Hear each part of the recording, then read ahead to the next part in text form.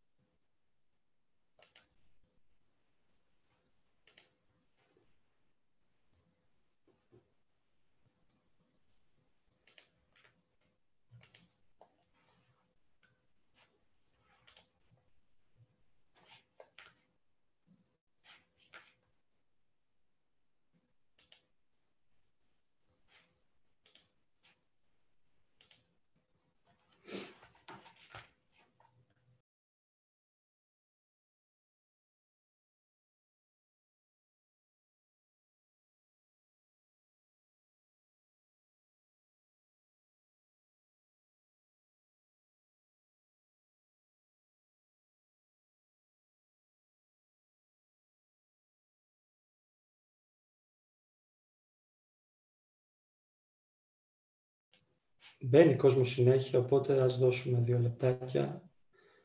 Βλέπω κίνηση.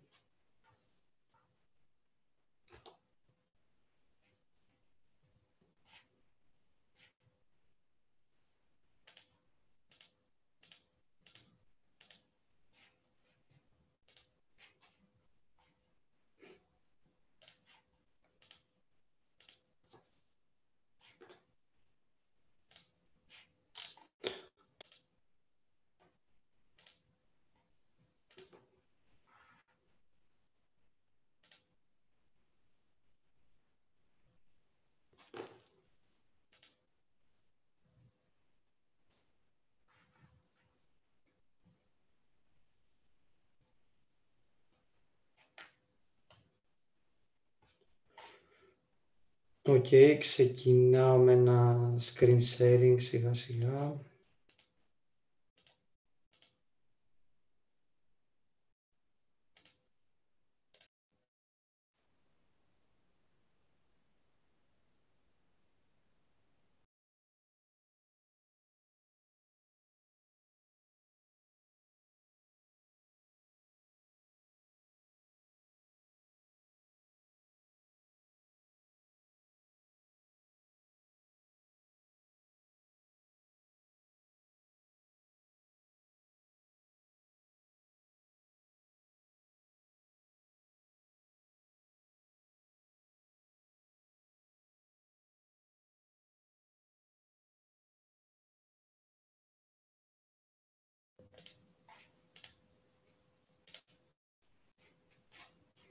Παιδιά, ακούγομαι? Ναι, μια χαρά. Τώρα, ναι, μάλλον πριν ήσουν σε mute. Κάτι δεν δούλεψε, sorry γι' αυτό. Βλέπετε και την παρουσίαση αυτή τη στιγμή, έτσι? Ναι. Ωραία, ας ξεκινήσουμε λοιπόν. Καλώς ήρθατε σε όλους σε ένα ακόμα Tableau Meetup. Είναι το 7ο Tableau Meetup που κάνουμε σαν Athens TUG. Σήμερα έχουμε καλεσμένους από την BIT, την Ελένη Ντάκου και τον Νίκο τον Τζαδακίδη. Θα μας δείξουν κάποια πολύ ωραία πράγματα που έχουν κάνει. Πριν μπούμε σε λεπτομέρειες για το σημερινό Meetup, να πούμε 2-3 πραγματάκια απαραίτητα. Ότι όλοι οι participants είναι muted κατά τη διάρκεια του Meetup. Εννοείται ότι χρησιμοποιούμε το chat για ερωτήσεις και δεν χρειάζεται να τελειώσει κάποιος ομιλητής για να υπάρξει μια ερώτηση. Feel free γενικότερα, πολύ open. Και μπορούμε να συζητήσουμε γενικώς τα πάντα και περί Tableau και όχι μόνο κάτι στην παρουσίαση. Οπότε, θα μας δείξουν τα παιδιά τι έχουν κάνει, κάποια case studies που έχουν δουλέψει και τους βοήθησαν στο να βγάλουν κάποια συμπεράσματα και να βοηθηθούν στην καθημερινή τους δουλειά. Και στη συνέχεια θα έχουμε το κλασικό Q&A, συζήτηση περί οποιοδήποτε θέματος. Συνήθως μένουμε αρκετή ωρίτσα και τα λέμε και δεν τελειώνουν αυτά τα Q&As. Οπότε, αν υπάρχει χρόνος, είστε όλοι ευπρόσδεκτοι να μείνετε και να τα γνωριστούμε καλύτερα. Οπότε, για όσους έρχονται για πρώτη φορά, Οι υπόλοιποι θα κάνουν λίγη υπομονή. Είμαστε μια κοινότητα η οποία αυτό που μας ενώνει είναι το ότι δουλεύουμε όλοι με το Tableau στις εργασίες μας και όχι απαραίτητα. Χρησιμοποιούμε τουλάχιστον ή μας αρέσει να ασχολούμαστε με αυτό το εργαλείο και το BI γενικότερα. Μοιραζόμαστε ό,τι έχουμε κάνει, μοιραζόμαστε απορίες, hacks, tricks, οτιδήποτε θεωρούμε ότι έχει νόημα. Σκοπός μας είναι να συναντιόμαστε περίπου ανά 2 μήνες, να κάνουμε κάποιο meetup ανά 2 μήνες. Αν δεν το πετύχουμε, τουλάχιστον ένα το quarter, για να μην χανόμαστε. Όπως αναφέρει και το πρώτο τελευταίο bullet, είναι ιδανικό να βάζουμε το Papakis Plus Events στην whitelist, για να μην πηγαίνουν τα email από τα meetups, από τα invitations στα spam. Και για το πώς γίνεται αυτό θα βρείτε και ένα link στο chat. Και για να είστε και up to date για ό,τι κάνει η κοινότητα, αλλά και για να πείτε και οτιδήποτε θέλετε στο LinkedIn group, θα μας βρείτε σε μια ομάδα που έχουμε φτιάξει και αυτή θα υπάρξει στο chat, το link για την ομάδα αυτή, για όσους δεν το ξέρουν.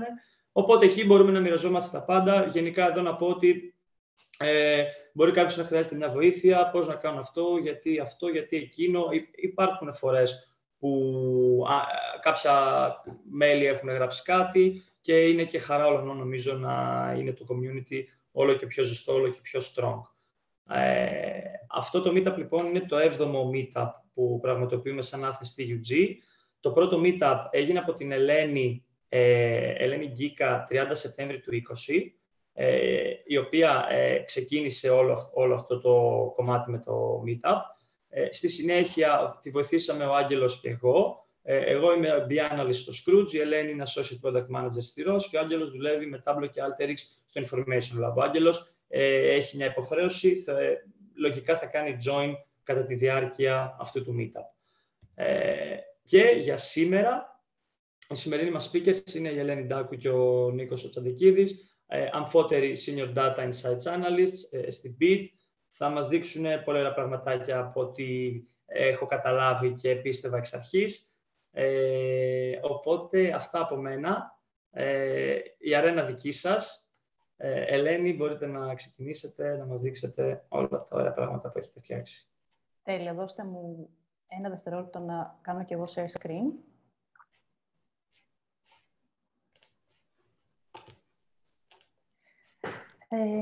Τέλεια. Καλησπέρα και από εμάς. Και εγώ και ο Νίκος είμαστε... Συγγνώμη, παιδιά. Λοιπόν, τέλεια. Είμαστε senior analyst στην BIT, όπως είπε και ο Αντώνης. Ευχαριστούμε πολύ που μας καλέσατε. Τι έγινε? Οκ, ωραία. Μπορούμε να συνεχίσουμε, Ελένη. Sorry. Πάτησα τέλεια, δεν υπάρχει θέμα. Όχι, κανένα. Είμαστε και sorry, δικό μου. Σούπερ. Ευχαριστώ πολύ. Φαντάζομαι οι περισσότεροι και οι περισσότερες ίσως έχετε ακούσει για την BIT. Είναι ένα ride-hailing app. Έχουμε παρουσία σε 5 χώρες της Λατινικής Αμερικής αυτή τη στιγμή και τρέχουμε 2 μοντέλα εργασίας, θα το πω έτσι. Το παραδοσιακό μοντέλο επιτρέπει σε κάθε οδηγό να κατεβάσει το application, να γραφτεί σε εμάς και να αρχίσει να δουλεύει, να λαμβάνει requests. Και περίπου 1 χρόνο τώρα έχουμε λανσάρει και ένα διαφορετικό μοντέλο στην πόλη του Μεξικό, όπου εκεί οι οδηγοί έχουν τη διαφορά ότι είναι υπάλληλοι μας. Θα μιλήσουμε και γι' αυτό σε λιγάκι. Εδώ κάπου, μετά την εισαγωγή για την εταιρεία, να πω και λίγα πράγματα για μένα. Εγώ είμαι στην BIT περίπου 3 χρόνια, λίγο παραπάνω, και δουλεύω στην ομάδα των Analytics στο κλασικό μοντέλο, που το λέμε το Marketplace, όπου εκεί αναλύουμε τις δυναμικές σε κάθε πόλη, δυναμικές μεταξύ demand και supply, προσφορά και ζήτησης, και ψάχνουμε να βρούμε τρόπους όπου μπορούμε να κάνουμε optimize κάθε φορά διάφορα KPIs. Μπορεί να είναι τα rights μας ή τα κέρδη μας. Οπότε είναι αυτό το focus της δικιάς μου δουλειάς. Νίκο, θες να πεις και εσύ 2 λόγια για σένα? Ναι, φυσικά. Καλησπέρα και από μένα. Είμαι ο Νίκος. Εγώ είμαι 2,5 χρόνια στην BIT, λίγο λιγότερο από την Ελένη. και εγώ Senior Data Insights Analyst και δουλεύω στο άλλο κομμάτι που ανέφερε η Ελένη, το Loonshot, που είναι το καινούριο project, τελείως διαφορετικό σε σχέση με το παραδοσιακό μοντέλο, επίσης όπως ανέφερε. Και η αλήθεια είναι ότι ακόμα μαθαίνουμε, γιατί είναι δύσκολος ο σχεδιασμός και θα εξηγήσω και πιο μετά γιατί. Οπότε είναι κάτι καινούριο για όλους μας και χρειάζεται πάρα πολύ προσπάθεια για να το κατανοήσουμε, να σκάψουμε βαθιά στα δεδομένα, να καταλάβουμε τι συμβαίνει και γιατί συμβαίνει. Και νομίζω τα reports που θα σας παρουσιάσουμε σήμερα έτσι θα σας δείξουν να καταλάβετε λίγο τι ακριβώς κάνουμε. Σήμερα θα σας δείξουμε 2 use cases, 2 Tableau reports. Και τα 2 αφορούν το Loonshot project. Αυτό που θα σας μιλήσει και ο Νίκος με πιο λεπτομέρεια πιο μετά. Ενώ γενικά στην Beat όλο το reporting μας είναι στο Tableau και από πριν από το Loonshot. Ωστόσο, το launch αυτού του νέου μοντέλου στο πόλη του Μεξικό ήταν κάπως καθοριστικό για το reporting μας, γιατί δημιούργησε νέες ανάγκες και κάπως απαιτούσε να σκεφτούμε έξω από τα συνηθισμένα, έξω από ό,τι είχαμε κάνει μέχρι τώρα σε επίπεδο reporting. Οπότε θα μιλήσουμε, όπως είπα, για 2 reports. Ένα, το KPI3, το οποίο είναι report με audience, business stakeholders και senior management people και C-level, CEO, COO, το οποίο έχει σαν σκοπό να κάνει monitor το performance του Loonshot στην αγορά του Μεξικό. Να βλέπει πώς πηγαίνουν τα πράγματα, πού υπάρχουν προβλήματα, τι μπορούμε να κάνουμε καλύτερο. Οπότε να δίνει σε έναν manager ένα overview της κατάστασης. Το δεύτερο report είναι ένας χάρτης, το Driver Positions Map. Αυτό είναι ένα report, όπως αρέσει τον Νίκο να το λέει, εσωτερικής κατανάλωσης. Το target group των χρηστών και των χρηστριών είναι οι ίδιοι αναλυτές, οι ίδιοι data scientists, ώστε να καταλαβαίνουν τι μπορούν να κάνουν σαν ένα δεύτερο επίπεδο αναλύσεων, σαν ένα δεύτερο επίπεδο προτάσεων actions. Οπότε είναι πάρα πολύ σημαντικά. Και τα 2 τύπου reports παίζουν πολύ μέσα στην Beat και είναι πάρα πολύ χρήσιμο το καθένα για το δικό του λόγο. Ας μιλήσουμε λίγο για το Loonshot. Νίκο, που είσαι πιο expert. Λοιπόν, αρχικά πώς δημιουργήθηκε η ανάγκη να δημιουργήσουμε ένα καινούριο service. Στην πόλη του Μεξικού είχαμε ένα μεγάλο πρόβλημα, ότι δεν είχαμε αρκετό supply και για μας το supply είναι τα αυτοκίνητα. Οπότε τι γινότανε, υπήρχε πάρα πολλοί κόσμος που ήθελε Beat, φαντάζομαι το έχουμε ζήσει και εμείς όλοι μας το καλοκαίρι με την Beat άμα χρησιμοποιείτε, και δεν υπάρχουν αυτοκίνητα να μας εξυπηρετήσουν. Οπότε ήρθε η ιδέα και λέμε, άμα είχαμε το δικό μας το στόλο και είχαμε και τους δικούς μας οδηγούς, τι θα γινότανε, οπότε και να στέλνουμε τα αυτοκίνητα εκεί που πραγματικά ο κόσμος τα έχει ανάγκη. Π.χ. ας πούμε, μπορεί να υπάρχει μια μεγάλη ανάγκη στο κέντρο της Αθήνας στις 7 η ώρα. Θα είναι δικός μας ο στόλος και θα ξέρουμε ότι θα πρέπει να τον στείλουμε εκεί πέρα. Οπότε η μεγάλη διαφορά σε σχέση με το παραδοσιακό μοντέλο είναι ότι εμείς αυτή τη στιγμή κατέχουμε 130 αυτοκίνητα, ηλεκτρικά Tesla. Οι οδηγοί είναι υπάλληλοι της Beat και έχουμε περίπου 300 οδηγούς. Και το πιο σημαντικό απ' όλα, που είναι και αυτό που καθορίζει αυτό το project, ότι ο μισθός των οδηγών δεν εξαρτάται από τις πόσες διαδρομές θα κάνουν, όπως είναι με το παραδοσιακό κομμάτι, με το παραδοσιακό ride-hailing, αλλά εξαρτάται από τις ώρες που δουλεύουν. Είναι κανονικά μισθωτοί με λίγα λόγια, δηλαδή δουλεύουν κανονικά ένα 8ωρο, οπότε θα πληρωθούν με βάση το 8ωρο και κάποια μπόνους ανάλογα με κάποιες άλλες μικρές λεπτομέρειες. Και το άλλο επίσης πολύ σημαντικό, το οποίο δεν γίνεται στο παραδοσιακό κομμάτι, στο παραδοσιακό ride-hailing, είναι ότι όταν ένας οδηγός δεν βρίσκεται σε κάποια διαδρομή και ας πούμε κάθεται, λαμβάνει οδηγίες από έναν έξυπνο αλγόριθμο για να πάει σε κάποια σημεία μέσα στην πόλη που εμείς τα έχουμε ορίσει, που έχουμε κάνει forecast ότι υπάρχει αρκετή ζήτηση. Οπότε, λαμβάνοντας όλα αυτά υπόψη, χτίσαμε τα επόμενα 2 report που θα δείτε. Τέλεια, Νίκο, ευχαριστώ. Άρα, κρατάμε τη γενική ιδέα ότι και τα 2 reports που θα δώσουμε αφορούν το Loonshot και πάμε να δούμε το πρώτο, το KPI3 που ανέφερα πιο πριν. Ωραία. Ποιο ήταν το πρόβλημα και χρειαζόμασταν αυτό το KPI3?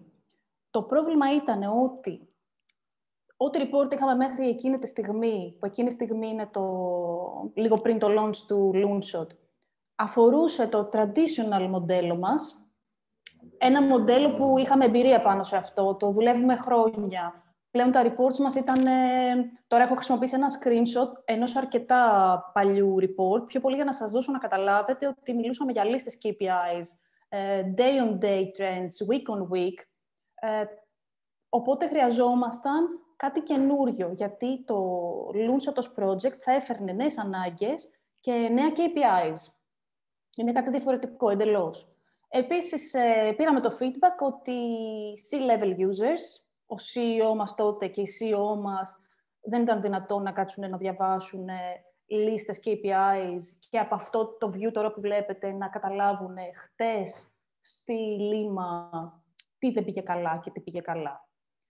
Ήταν δύσκολο για αυτούς, σε user επίπεδο.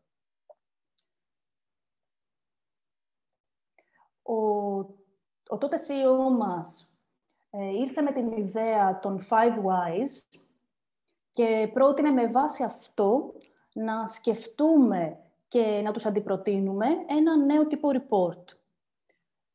Η 5 whys method είναι μια τεχνική που χρησιμοποιείται για να αναδείξει τους πραγματικούς λόγους ενός προβλήματος. Πρόβλημα για εμάς είναι, για παράδειγμα, ένα κακό performance ενός KPI. Αυτή η μέθοδος μπορεί να χρησιμοποιηθεί και σε άλλες επιστήμες, σαφώς. Οπότε, αν αναδείξεις τους πραγματικούς λόγους, μπορείς να πας και να το αντιμετωπίσεις άμεσα.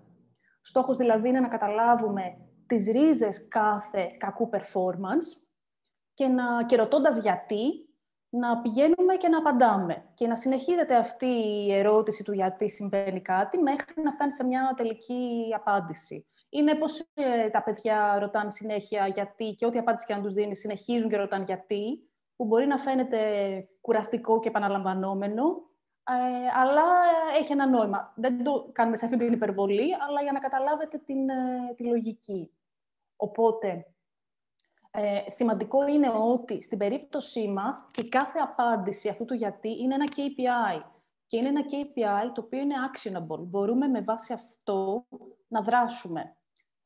Τι σημαίνει αυτό? Δηλαδή, αν φανταστούμε ένα απλό KPI, ο αριθμός των rides, και βλέπω ότι πέσανε χτες για κάποιο λόγο. Αν αυτός ο λόγος είναι ένας σεισμός, δεν είναι ένα KPI το οποίο εγώ μπορώ να το προβλέψω, να ξέρω ότι κάνει contribute στα rides μου ανά πάσα στιγμή και να μπορώ να δράσω σε αυτό. Είναι ένας παράγοντας έξω των data μου. Οπότε όλα τα KPIs που εμείς κάναμε include σε αυτό το logic tree, στην ουσία μιλάμε για ένα tree, ένα flow KPIs. Ό,τι βάλαμε μέσα σε αυτό είναι actionables από πλευράς bit. Και για να σας δείξω λίγο, θα σας κάνω ένα sneak peek του report για να καταλάβετε αυτό το 5 whys στην πράξη. Και θα το κάνουμε breakdown μετά σε πληροφορία, αλλά είναι σημαντικό να το δείτε σε μια πρώτη ματιά. Εδώ έχουμε ένα first screen και mid screens. Στο first screen δείχνουμε κάποια core KPIs. Θα σας πω πώς καταλήξαμε σε αυτά. Οπότε, ξεκινώντας από το core KPI 1, αν παρατηρήσω ότι αυτό έπεσε την προηγούμενη εβδομάδα, την προηγούμενη μέρα, όποια περίοδο με ενδιαφέρει, πατώντας πάνω σε αυτό το KPI, μου ανοίγει ένα δεύτερο screen και μου δείχνει όλα αυτά τα KPIs, τα οποία κάνουν contribute στο προηγούμενο, στο level 1 KPI. Άρα, είναι πολύ εύκολο να δω ότι γιατί έπεσε το core KPI 1, κάποιο από αυτά τα 3 θα έχει πέσει για να δημιουργήσει αυτό το κακό performance. Μπορεί όχι και τα 3, αλλά από κάπου εκεί θα έπρεπε να έχει προκληθεί το πρόβλημα. Και αυτό βοηθάει ώστε ο manager του Μεξικού να καταλαβαίνει αμέσως, ανάλογα με τα προβληματικά KPI στο tree, τι action πρέπει να πάρει και τι πρέπει να φτιάξει. Θα κάνουμε drill down στην πληροφορία και σε όλα τα elements του Tableau σε λιγάκι. Γιατί ξέρω ότι είναι πολλά έτσι όπως τα βλέπετε τώρα. Πάμε να μιλήσουμε λίγο για το implementation του report αυτού. Ωραία. Είδαμε στο πρώτο screen 6 top-level KPIs. Αυτά αποφασίστηκαν και ήρθαν σε εμάς από το ίδιο το business. Οι business stakeholders μας είπαν Εμείς θέλουμε με αυτά τα 6 να κάνουμε. Αυτά τα 6 είναι προτεραιότητα για το strategy μας, για το launch shot στο Μεξικό. Και αυτά θέλουμε από εσάς να μας τα σπάσετε σε επόμενα levels.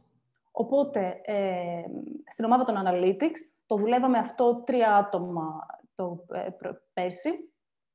Κάναμε αρκετά και πολύ ενδελεχή grooming sessions και κάναμε drill down κάθε ένα από αυτά τα top level KPIs, ώστε να βρούμε όλα τα contributing KPIs τους.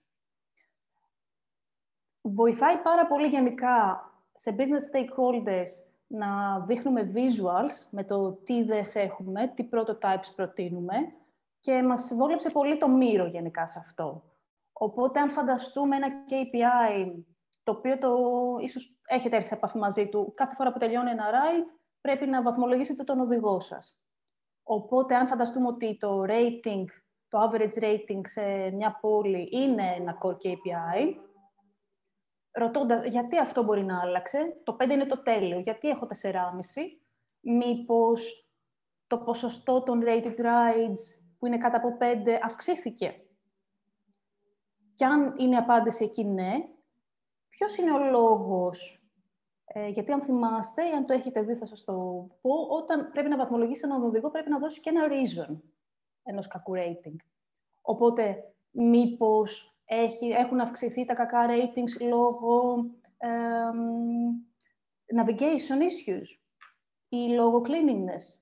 Οπότε αυτό βοηθάει ίσως το action εκεί θα μπορούσε να είναι extra communication στους drivers ή education στους drivers στο να προσέχουν τα navigations τους ή να έχουν καθαρό το ταξί τους. Τέτοια θα μπορούσαν να είναι τα actions σε αυτή την περίπτωση. Οπότε εδώ το flow και το tree αυτού του level, του core level του average rating, έχει 3 levels. Στο σύνολο είναι 9-10 KPIs. Κάναμε το ίδιο για κάθε core KPI.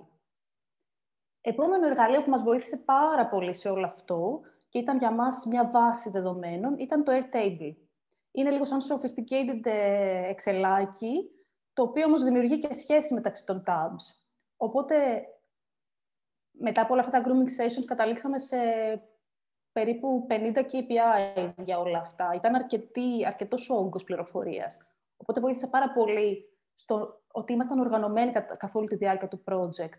Το Airtable δηλαδή είχε μέσα του όλα τα KPIs, τις σχέσεις μεταξύ τους, τους ορισμούς τους, τι υπολογισμούς χρειαζόταν για κάθε ένα από αυτό. Και επίσης για κάποια KPIs το business έβαζε και targets. Το rating θα μπορούσε να είναι το target να είναι πάντα 5.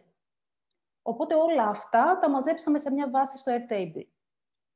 Επόμενο σημαντικό βήμα ήταν στο πώς θα δομήσουμε τα δεδομένα. Αυτό είναι πάρα πολύ σημαντικό, γιατί με τόσα πολλά KPIs δεν θέλαμε να έχουμε στο Tableau το extra steps να φτιάξουμε εκεί υπολογισμούς. Θέλαμε να έχουμε ένα καθαρό Tableau, να τα φέρουμε όσο δυνατόν έτοιμα και υπολογισμένα από τα data μας. Και στο Tableau απλά έπρεπε να χειριστούμε το κόλπο με το πατάω σε ένα level και πηγαίνω στο επόμενο και τέτοια απλά tricks στο visualization και όχι τόσο στο να υπολογίζω από το Tableau το week-on-week performance και να κάνω τέτοιους υπολογισμούς. Θα το δούμε στο επόμενο slide αυτό. Και τέλος ήταν το Tableau implementation. Οπότε, να μιλήσουμε λίγο για τα data μας. Στο Tableau φέραμε 3 πηγές δεδομένων. Ήταν τα δεδομένα που αφορούσαν τα KPIs, όλα τα KPIs values, τα δεδομένα από το Airtable και επίσης τρέξαμε παράλληλα και ένα impact analysis, contribution analysis, όπου βλέπαμε σε τι ποσοστό το κάθε KPI κάνει contribute στο προηγούμενο.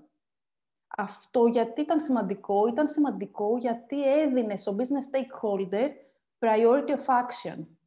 Αν ένα KPI έκανε contribute 80% στο προηγούμενο level του και ένα άλλο 20%, έδινε ένα flag στον stakeholder ότι καλύτερα να λύσω το πρώτο, είναι το πιο σημαντικό μου. Με αυτό θα φέρω μεγαλύτερα. Αν ήταν rides το πρώτο μου KPI, με αυτό μπορώ να επηρεάσω πιο άμεσα τα rides μου. Οπότε, σορτάραμε και τα KPIs με βάση αυτά τα ποσοστά.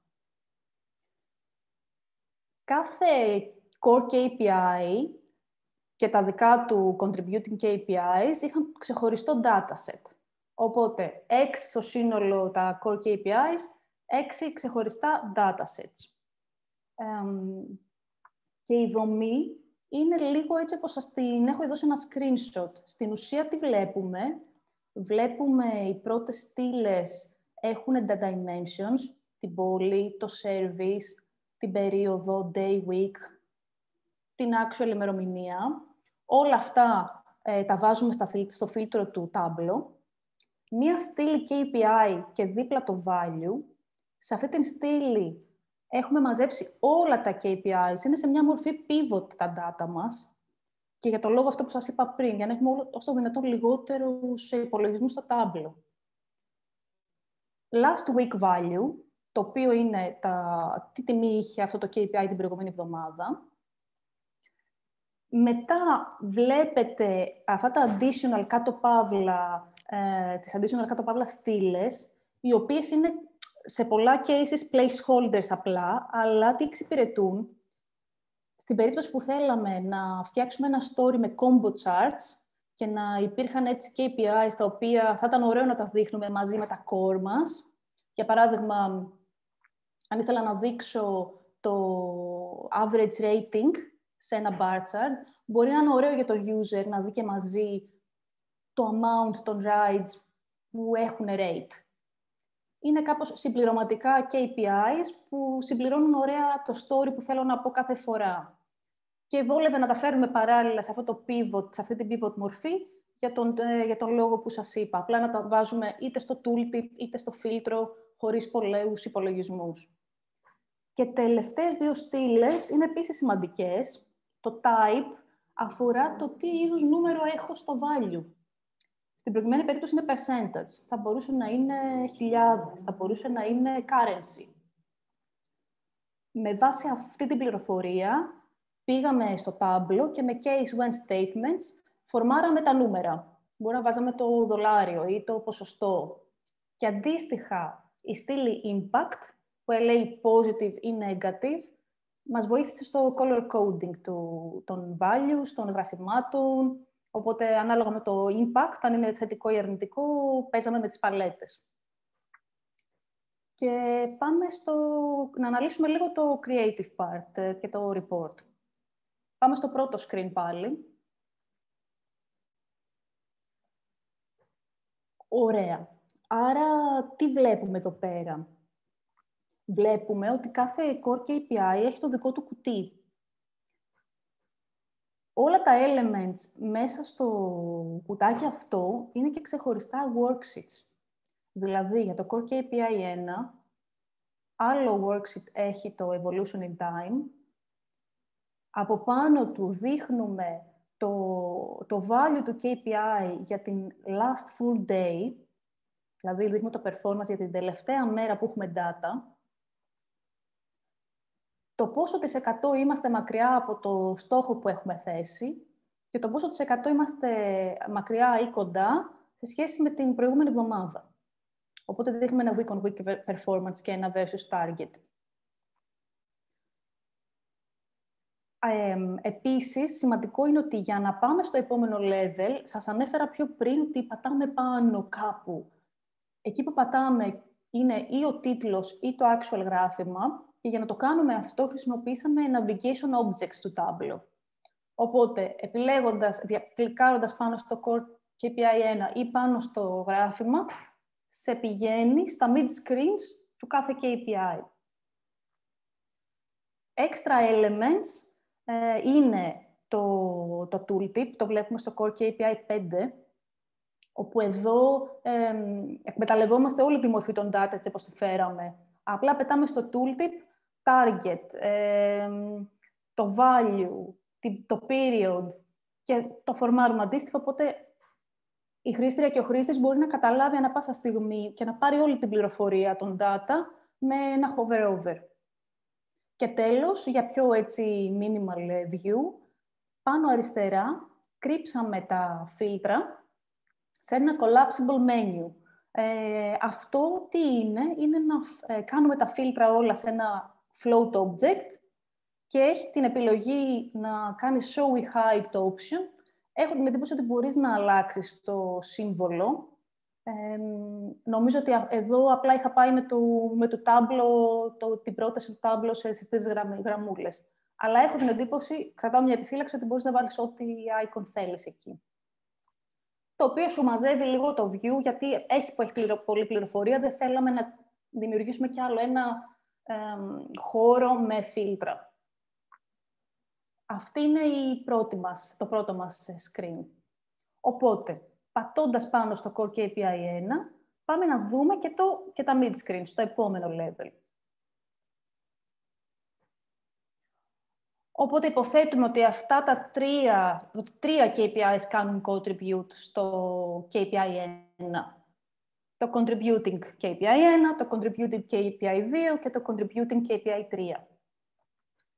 Εδώ πέρα, επίσης, το κουτί, το κύριο που περιέχει το KPI, το κάθε KPI, έχει την ίδια λογική. Evolution in time, performance to last full day, week, versus target, week over week. Εδώ βάζουμε, για να βοηθήσουμε και τους χρήστες και τις χρήστριες, βάζουμε και μια ερώτηση. Τι απαντάει αυτό το KPI?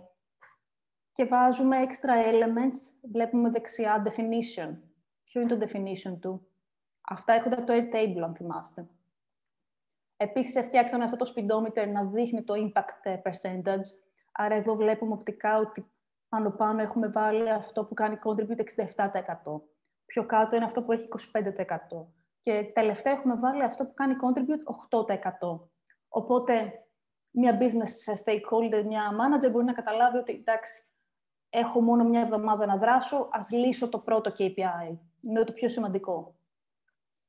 Και έτσι τα Beautify Elements είναι πάλι τα φιλτράκια πάνω δεξιά και αριστερά έχουμε βάλει πάλι Navigation Objects, αλλά αυτή τη φορά με icon, το σπιτάκι με το οποίο πηγαίνει στο first screen με τα Core KPIs και το βελάκι στην περίπτωση που υπάρχει level προηγούμενο να σε πάει στο προηγούμενο level. Όπως βλέπετε, δίπλα από κάθε τίτλο KPI υπάρχει και ένα αχνό βελάκι. Τώρα δεν ξέρω αν φαίνεται καλά. Αυτό σου υποδεικνύει ότι το Contributing KPI 1 γίνεται κι άλλο drill down. Δηλαδή, αν βρεις ότι εδώ έχεις πρόβλημα, δεν τελείωσε η ιστορία σου, δεν ηρέμησες. Πρέπει να πατήσεις και το βελάκι, να δεις τα next level Contributing KPI σε αυτό.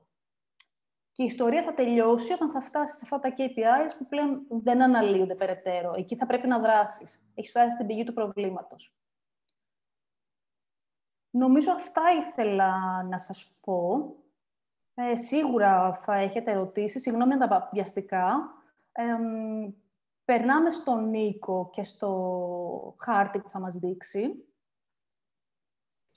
Πριν το κάνουμε, Νίκο, πριν ξεκινήσεις, έχουμε ένα σχόλιο ότι μπορείς να βάλεις και text. Από ό,τι κατάλαβα, ο George μας λέει ότι μπορείς να βάλεις και text στο navigation icon, δηλαδή να χρησιμοποιήσεις κάτι σε text αντί π.χ.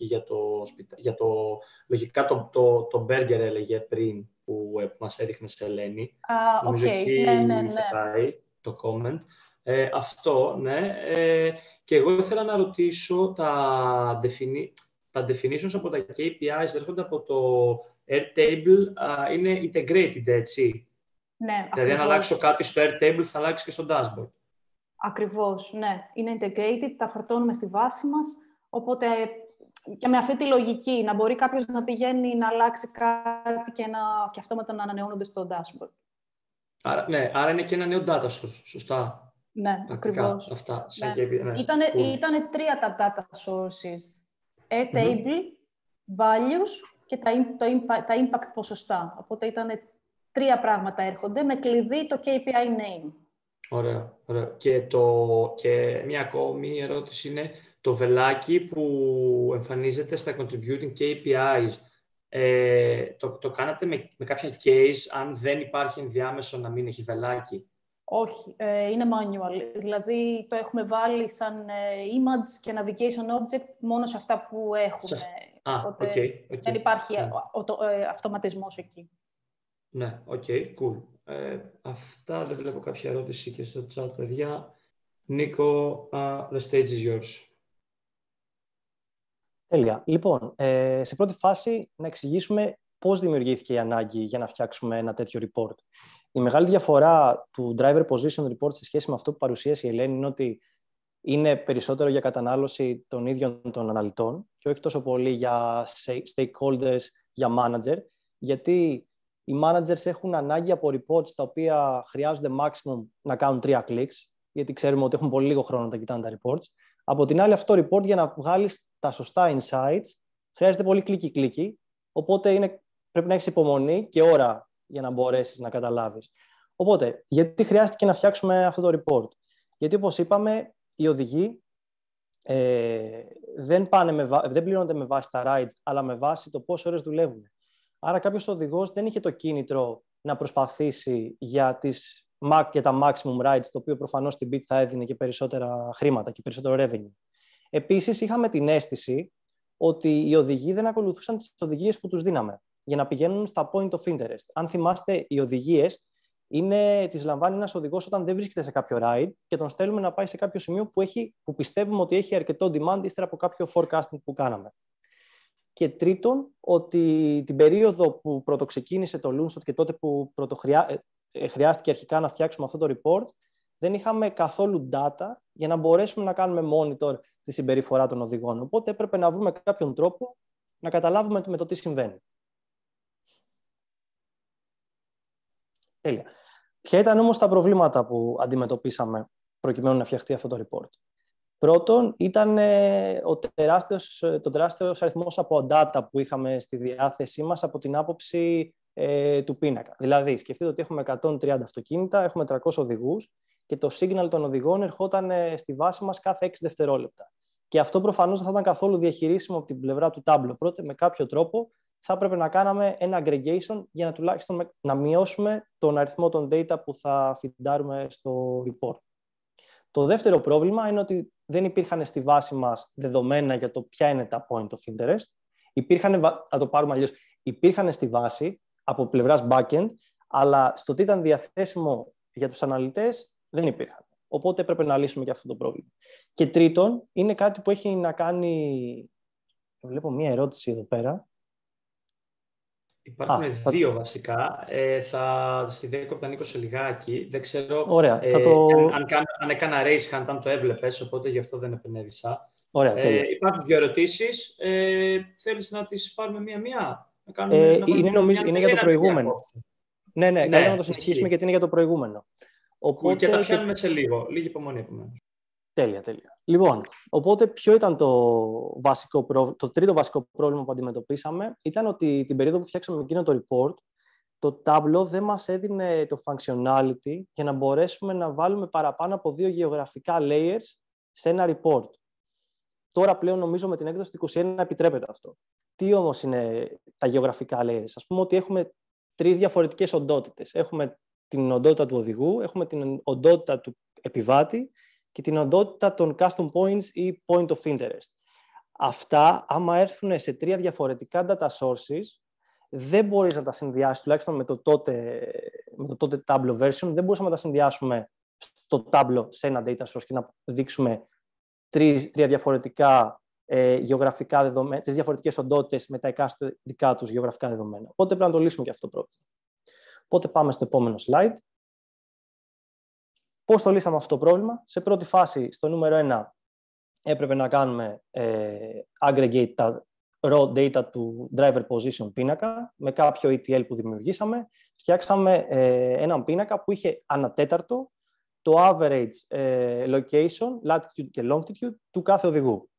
Μετά το επόμενο κομμάτι ήταν ότι έπρεπε να παράγουμε με κάποιο τρόπο τα point of interest και στη δικιά μας βάση, στη βάση των αναλυτών. Άρα τι κάναμε? Πήραμε τα δεδομένα των επιβατών, φτιάξαμε ένα cluster μέσω ενός Jupyter Notebook και είδαμε για το πού βασικά ο αλγόριθμος υποστηρίζει ότι πρέπει να υπάρχουν τα point of interest. Οπότε φτιάξαμε και τα point of interest. Και τρίτον, είχαμε τα passenger data ήδη έτοιμα. Οπότε τι κάναμε? Φτιάξαμε ένα πολύ απλό SQL script και κάναμε union όλες αυτές τις βάσεις προκειμένου να έχουμε ένα Tableau data source που έχει όλες τις οντότητες μαζεμένες και όλα τα γεωγραφικά δεδομένα της εκάστοτε οντότητας, για να μπορέσουν να γίνουν εύκολα visualize στο Tableau. Και τι φτιάξαμε? Φτιάξαμε αυτό εδώ το report που βλέπετε αμέσως τώρα, που είναι το driver's position. Είναι πολύ πιο απλό στον τρόπο που φτιάχτηκε σε σχέση με το KPI tree που σας έδειξε η Ελένη. Απλά ήταν σημαντικό σαν ένα πρώτο βήμα για να μπορέσουμε να καταλάβουμε τι χρειαζόμαστε σαν αναλυτές και σαν δουλειά που πρέπει να γίνει στο μέλλον. Οπότε να σας εξηγήσω λίγο σιγά σιγά τι βλέπουμε. Σε πρώτη φάση βλέπουμε πάνω αριστερά το entity type. Άμα θέλουμε να κάνουμε filter με βάση το point of interest, το οποίο είναι το κόκκινο λαμπάκι, αν βλέπετε εκεί πέρα, το αυτοκίνητο ή το search του κάθε επιβάτη. Μετά έχουμε το timestamp. Είναι το πιο τέταρτο μέσα στη μέρα θέλουμε να κοιτάξουμε για να δούμε την κατάσταση στην πόλη του Μεξικού.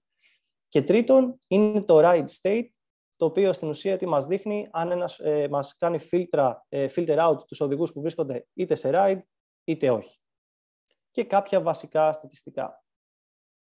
Ποιο είναι όμως το value αυτού του report και τι θέλουμε να καταλάβουμε από αυτό? Θέλουμε να καταλάβουμε αρχικά αν τα άδεια αυτοκίνητα είναι συγκεντρωμένα κοντά σε μέρη όπου βρίσκονται custom points ή αλλιώς point of interest.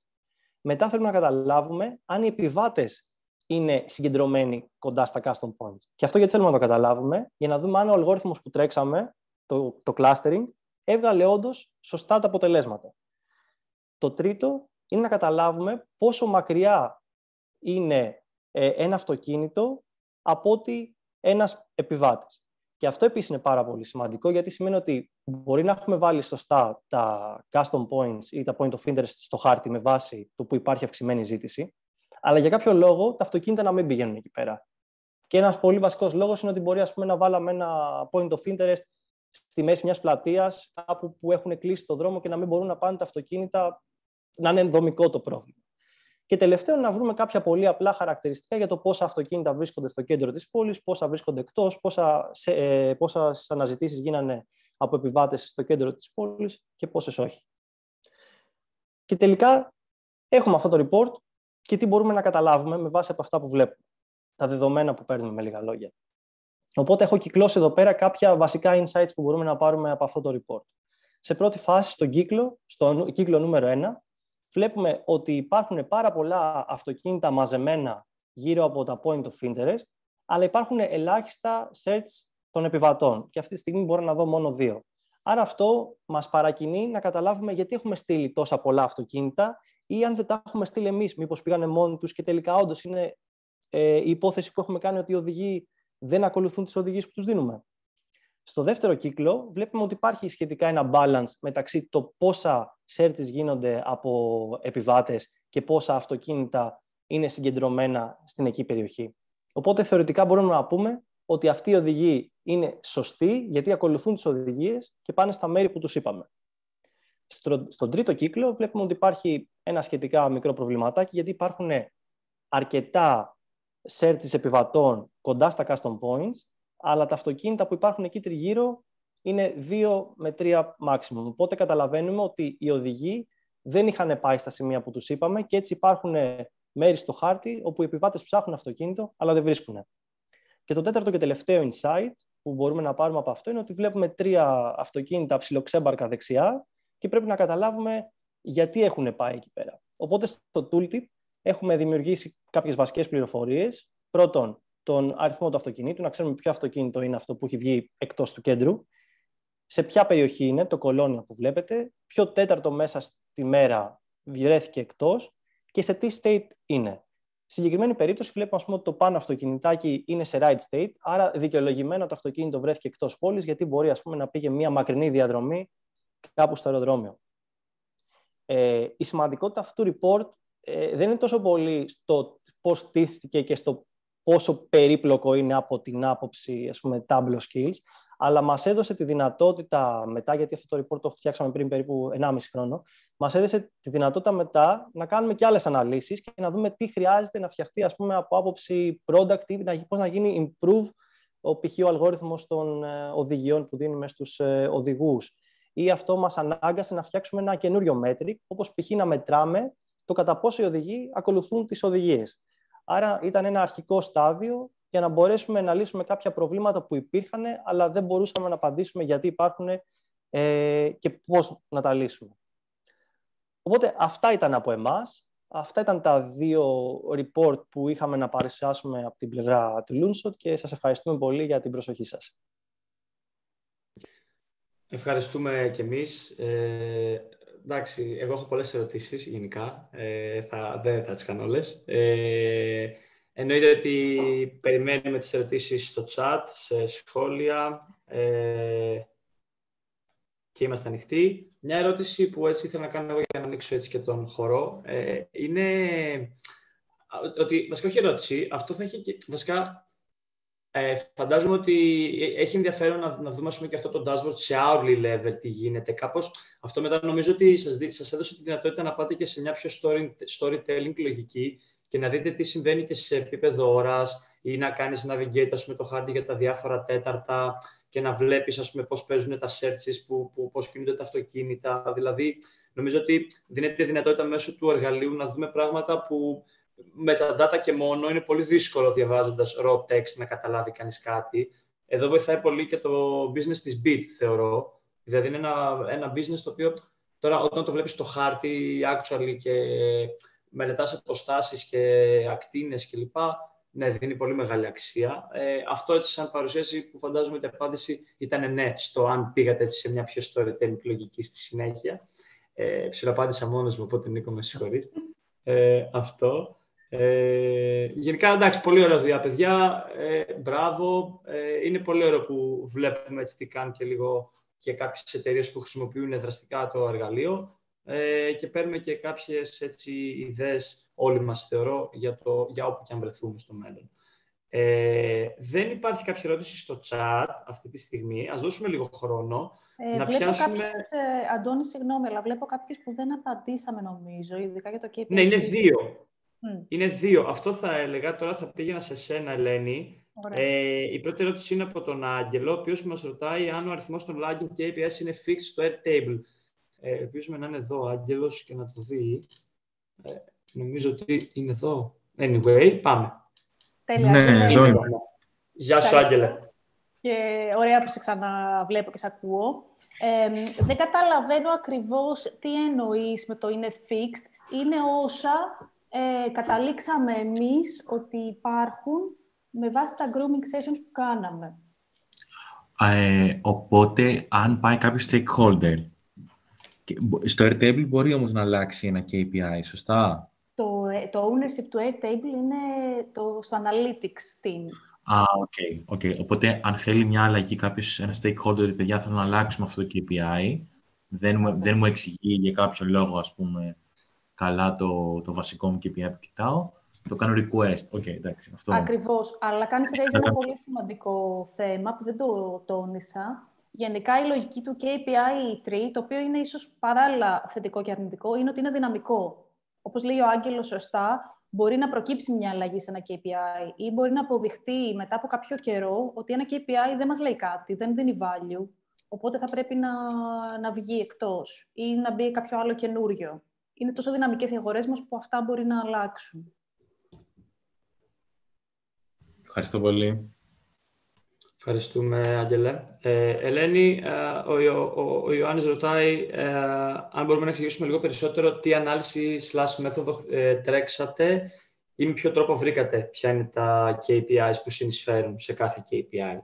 Φαντάζομαι κάποιο correlation analysis, κάτι τέτοιο. Ακριβώς.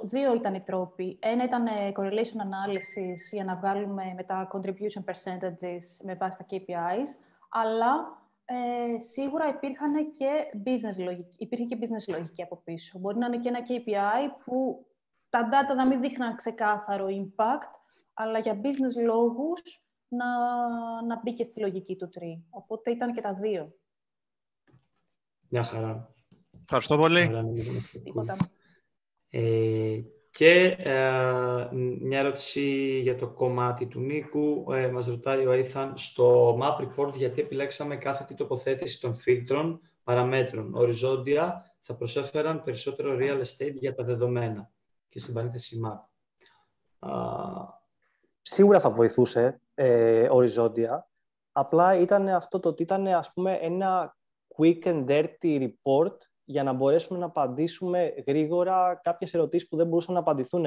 Οπότε η αλήθεια είναι ότι δεν δώσαμε πάρα πολύ μεγάλη σημασία όπως στο KPI3, στο design και στο user friendliness και όλα αυτά, γιατί όπως είπαμε ήταν για προσωπική κατανάλωση. Σίγουρα μπορεί να γίνει πολύ πιο όμορφο και να προσέξουμε περισσότερο το πώς θα στήσουμε τα φίλτρα, το πώς θα στήσουμε τα statistics που παρουσιάζουμε. Απλά ήταν περισσότερο για εμάς τους αναλυτές. Ελπίζω να σου απαντάω στην ερώτηση. Cool, Nick. Νομίζω και ο Ethan θα είναι καλυμμένος. Ωραία. Επίσης, έχουμε ένα comment από τον Πάνο, ο οποίος μας λέει ότι στο map report θα ήταν πολύ ωραίο να έχει conditional formatting αν είναι ideally οδηγός ή on ride. Εννοείς αντί για φίλτρο να το είχα σαν conditional formatting? Γιατί στο φίλτρο υπάρχει. Βασικά, τι θα έβλεπες αν υπήρχε το conditional formatting? Πάνος, here. Ναι, καλησπέρα. Γεια σου, Πάνο. Δεν ξέρω αν με βλέπετε. Ευχαριστούμε αρχικά για την παρουσίαση. Ήταν πάρα πολύ ενδιαφέρουσα. Αυτό που εννοώ είναι επί της ουσίας το χρωματάκι του αυτοκινήτου. Θα μπορούσε να είναι διαφορετικό, ας πούμε. Αν είναι on ride, να είναι άλλο χρώμα και αν είναι idle, να είναι άλλο. Αυτό επί της ουσίας. Για να καταλαβαίνει πιο γρήγορα ο αναγνώστης τι γίνεται με τα αυτοκίνητα. Κατάλαβα. Σωστά. Πολύ σωστό point. Απλά είχα ήδη βάλει conditional formatting για να φαίνονται διαφορετικά τα χρωματάκια μεταξύ των point of interest, των αυτοκινήτων και των passenger searches. Οπότε, αν δεν κάνω λάθος, δεν ξέρω αν γίνεται να βάλεις δύο διαφορετικά conditional formatting σε ένα dataset. Οκ, κατάλαβα. Επειδή τι έγινε, ένωσα τα τρία διαφορετικά entity σε ένα data source, έπρεπε με κάποιο τρόπο να ξεχωρίζουν αυτά τα τρία βασικά. Οπότε ήδη είχα πάρει το conditional formatting για τα χρώματα για να ξεχωρίζω τα διαφορετικά entities πάνω στο χάρτη. Πραγματικά, αν μπορούσα να το κάνω αυτό, δεν γνωρίζω πώς γίνεται και μπορούσα να βάλω δύο διαφορετικά. Όχι. Ήδη είναι πάρα πολύ ωραίο, δηλαδή, έτσι όπως έχει γίνει. Αυτό θα το απογείωνε, απλά πιστεύω λίγο παραπάνω. Ωραία, ευχαριστώ πολύ. Thank you, Πάνος. Η Κατερίνα μας λέει ότι με case when πιθανώς να γίνεται με multiple. Η αλήθεια είναι ότι και εγώ δεν το έχω έτοιμο τώρα. Δεν το θυμάμαι, παιδιά. Δεν ξέρω πώς. Καταρχάς, να ευχαριστήσω και εγώ τα παιδιά. Ήταν πολύ ωραία η παρουσίαση. Δεν ξέρω ακριβώς πώς έγινε το conditional formatting στη συγκεκριμένη περίπτωση, αλλά νομίζω ότι υπάρχει δυνατότητα να χρησιμοποιείς case when metrics που το φτιάχνεις στο Tableau, να χρησιμοποιήσεις πολλαπλά metrics. Απλά δεν ξέρω αν ισχύει σε αυτή την περίπτωση, δεν ξέρω πώς το δουλέψατε ακριβώς. Θα σου πω, σκέψου ότι στο dataset υπήρχε μια στήλη η οποία έλεγε αν η κάθε σειρά είναι οδηγός, point of interest ή passenger. Οπότε στην ουσία τι έκανα εγώ, έβαλα αυτή τη στήλη στο color coding. Δεν ξέρω με τον τρόπο που έφτιαξα το data source θα μπορούσε να γίνει, δεν μπορώ να σκεφτώ ας πούμε, με τον τρόπο που έφτιαξα το data source αν θα μπορούσε να γίνει αυτό που λες. Ναι, τώρα εντάξει, επειδή το λέμε και λίγο στον αέρα και δεν τα έχουμε μπροστά μας. Πάντως, να ξέρουμε ότι υπάρχει και αυτό το ενδεχόμενο, ανάλογα φυσικά πώς είναι και δομημένα τα data, ok. Αλλά γενικά μπορείς να φτιάξεις ένα custom metric στο Tableau και να χρησιμοποιήσεις πολλαπλά και αναλόγως και τη δομή φυσικά. Αλλά ναι, απλά να έχουμε υπόψη μας ότι υπάρχει και αυτή η δυνατότητα. Ναι, εννοείται. Μήπως εδώ, ίσως, παιδιά, αν βάζαμε την case σε ένα νέο πεδίο, το οποίο θα λογάριαζε δύο πεδία. Το αν είναι point of interest, αν είναι search, αν είναι on ride. Όχι, ήταν search, point of interest, Νίκο, sorry. Ήταν passenger, search, point of interest και driver. Τρία values είχε διαφορετικά, σωστά. Ναι, η στήλη είχε τρία διαφορετικά values. Ναι, δεν ξέρω αν δούλευα αν φτιάχναμε ένα νέο πεδίο με τα τρία αυτά values και κάναμε την case. Ναι, στην diff, αυτό που λέει ο Ethan. Οπότε, όταν ήταν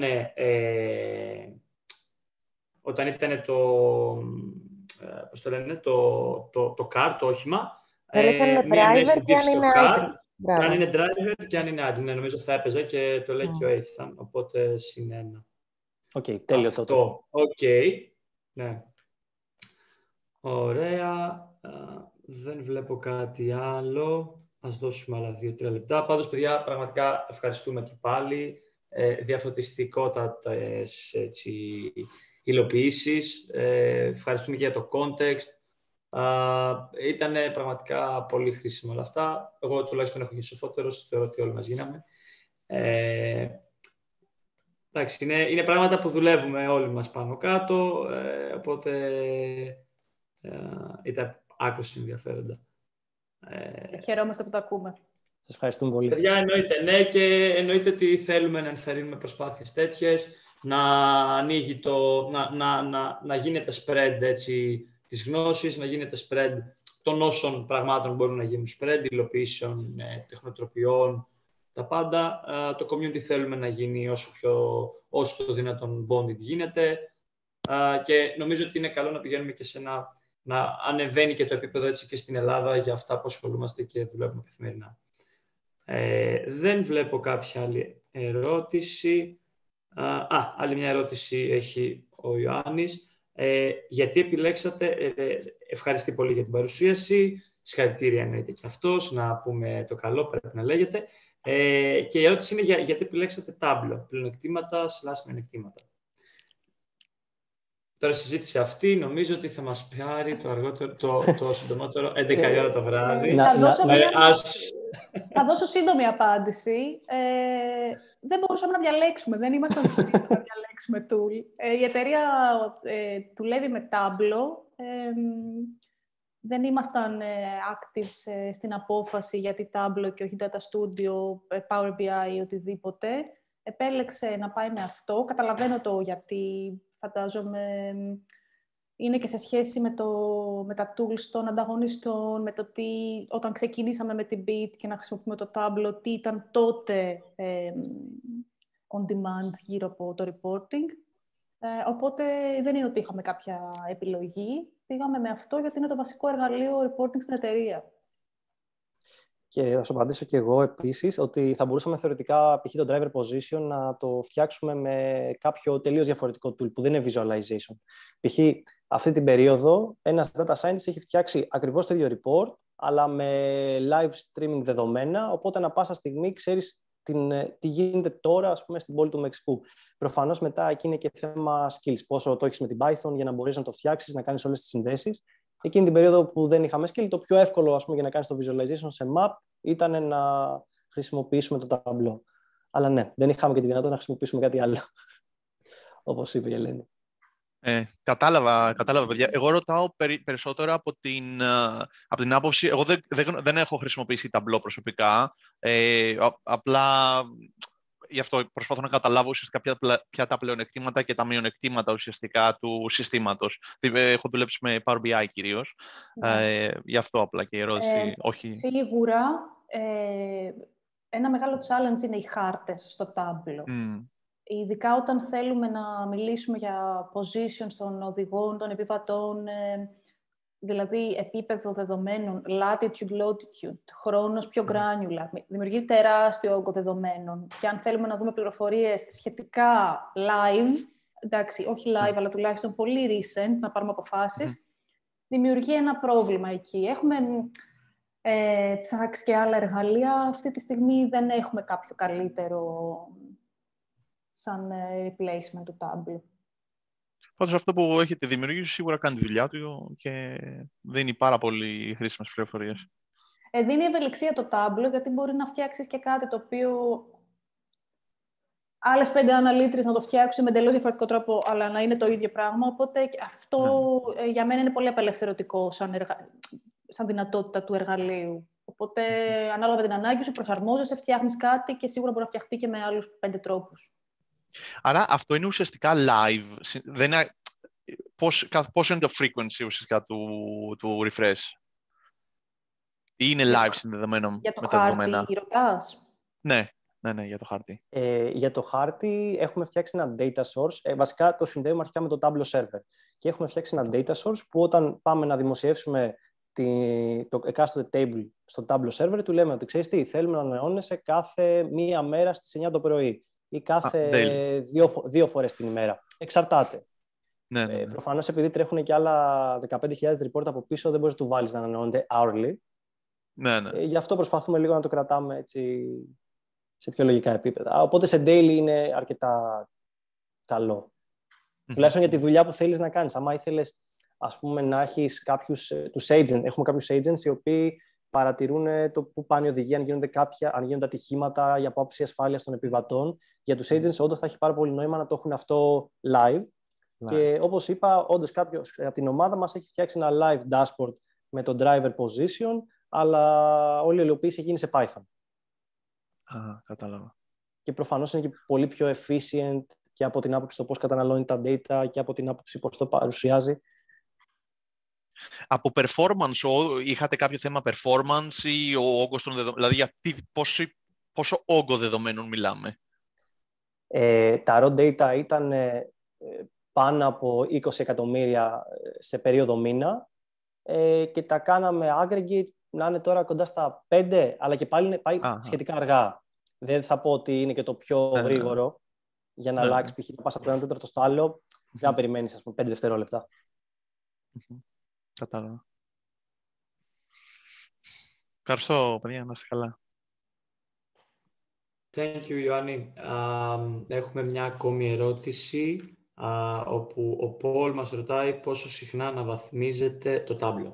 Φαντάζομαι εννοεί Tableau server και δεν πιστεύω ότι είναι τόσο Tableau desktop, τα τοπικά του καθενός αναλυτή. Πάνε λίγο μαζί αυτά για μας. Δεν μπορεί μια αναλύτρια να έχει desktop version μεγαλύτερο του server, γιατί θα έχει προβλήματα.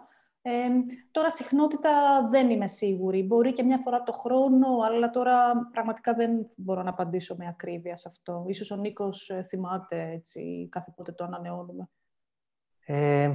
Νομίζω, ξέρεις τι, δεν είναι ότι θυμάμαι. Απλά θυμάμαι ότι, ας πούμε, τώρα που βγήκε η καινούργια version, μας είπαν τα παιδιά που είναι υπεύθυνα για το infrastructure, τέλος πάντων, των server, να μην κάνουμε την υλοποίηση, να μην πάμε στο καινούργιο version, γιατί αυτό θα δημιουργήσει πρόβλημα. Γιατί άμα εγώ έχω, ας πούμε, το 21 και όλη η εταιρεία έχει το 20, άμα φτιάξω κάποιο report μετά δεν θα μπορέσει να το δει όλη η υπόλοιπη εταιρεία. Άρα αναγκαστικά πρέπει να πηγαίνουμε τουλάχιστον εμείς με βάση τα νερά της ομάδας του infrastructure. Ναι, αυτό θα πρόσθετα κι εγώ, παιδιά, ότι είναι λίγο infra κομμάτι. Είναι και λίγο infra τώρα, είναι σε δύο βάρκες πατάνε τα πόδια, νομίζω, εδώ. Οπότε, ναι, το καταλαβαίνουμε αυτό. Να πούμε και ένα γεια στον Άγγελο που μόλις έκανε join. Δεν βλέπω κάποια άλλη ερώτηση. Ναι, δεν υπάρχει κάποια άλλη ερώτηση. Νομίζω ότι είμαστε σιγά σιγά φτάνουμε στο τέλος. Thank you, Κατερίνα. Κάτι θέλω να ρωτήσω και το έχω ξεχάσει, ρε παιδιά, τώρα να πάρει. Αλλά θα το θυμηθώ. Δεν μου έρχεται. Δεν μου έρχεται με τίποτα. Οπότε αυτά. Ευχαριστούμε για την προσοχή σας. Ευχαριστούμε, παιδιά, που ήσασταν μαζί μας. Ελπίζουμε να σας δούμε και στο επόμενο, σαν attendees, να σας βλέπουμε συχνά, να τα λέμε, να μοιραζόμαστε ανησυχίες και εδώ θα είμαστε στα επόμενα. Νομίζω ότι το επόμενο δεν θα αργήσει πολύ. Θα υπάρχει έτσι μια ζέση στο μέλλον και για το επόμενο. Και γενικά νομίζω ότι έρχονται ωραία πραγματάκια και θέλουμε να σας ξαναδούμε μαζί μας. Αυτά, θα κόψω το recording. Όποιος θέλει μένει, να πούμε έτσι, συνήθως λέμε διάφορα πραγματάκια, οπότε απλά κόβω το record και εννοείται ότι όποιος θέλει μένει.